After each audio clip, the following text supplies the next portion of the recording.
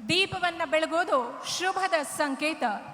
ಶುಭಂ ಕರೋತಿ ಕಲ್ಯಾಣಂ ಆರೋಗ್ಯಂ ಸುಖ ಸಂಪದ ಶತ್ರು ಬುದ್ಧಿ ವಿನಾಶಾಯ ದೀಪಂ ಜ್ಯೋತಿ ನಮೋಸ್ತುತೆ.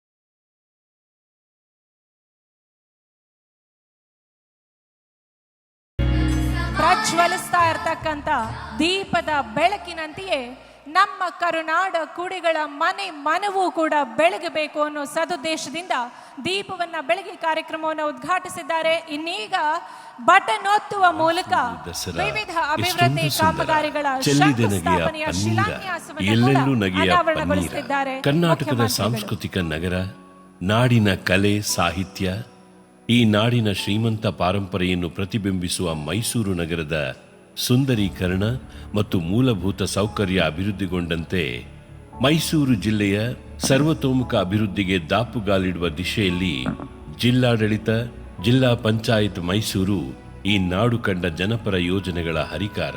ಪಂಚ ಗ್ಯಾರಂಟಿ ಯೋಜನೆಗಳನ್ನು ಯಶಸ್ವಿಯಾಗಿ ಅನುಷ್ಠಾನಗೊಳಿಸಿದ ಮಾನ್ಯ ಮುಖ್ಯಮಂತ್ರಿಗಳು ಕರ್ನಾಟಕ ಸರ್ಕಾರ ಶ್ರೀ ಸಿದ್ದರಾಮಯ್ಯನವರ ಕೊಡುಗೆಯಾಗಿ ಇಂದು ಒಟ್ಟು 2578.03 ಕೋಟಿ ಅನುದಾನದ ಕಾಮಗಾರಿಗಳು ಶಂಕುಸ್ಥಾಪನೆ ಮತ್ತು ಲೋಕಾರ್ಪಣೆಗೊಳ್ಳಲಿವೆ.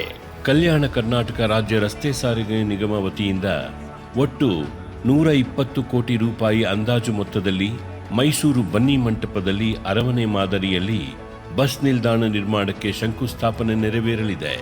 ಕರ್ನಾಟಕದ ವಸ್ತು ಪ್ರದರ್ಶನ ಪ್ರಾಧಿಕಾರದಿಂದ ಒಟ್ಟು 23.59 ಕೋಟಿ ರೂಪಾಯಿ ಅಂದಾಜು ಮೊತ್ತದ 4 ಕಾಮಗಾರಿಗಳ ಶಂಕುಸ್ಥಾಪನೆ. ಎ ಬ್ಲಾಕ್ ಅಭಿವೃದ್ಧಿ, ನೀರಿನ ಕಾರಂಜಿ ಅಭಿವೃದ್ಧಿ, ಫ್ಲೋಟಿಂಗ್ ಡ್ರ್ಯಾಗನ್ ಬೋಟಿಂಗ್ ಪಾಂಡ್ ಹಾಗೂ ಪ್ರಾಧಿಕಾರದ ಮೂಲಭೂತ ಸೌಕರ್ಯ ಕಾಮಗಾರಿಗಳ ಶಂಕುಸ್ಥಾಪನೆ ಸೇರಿದಂತೆ ಕರ್ನಾಟಕ ರಾಜ್ಯ ಸಣ್ಣ ಕೈಗಾರಿಕೆ ಅಭಿವೃದ್ಧಿ ನಿಗಮ ನಿಯಮಿತ ವತಿಯಿಂದ ಒಟ್ಟು 192.99 ಕೋಟಿ ರೂಪಾಯಿಗಳ ಅಂದಾಜು ಮೊತ್ತದ ಯೂನಿಟಿ ಮಾಲ್ ನಿರ್ಮಾಣ ಕಾಮಗಾರಿಗೆ ಶಂಕುಸ್ಥಾಪನೆ.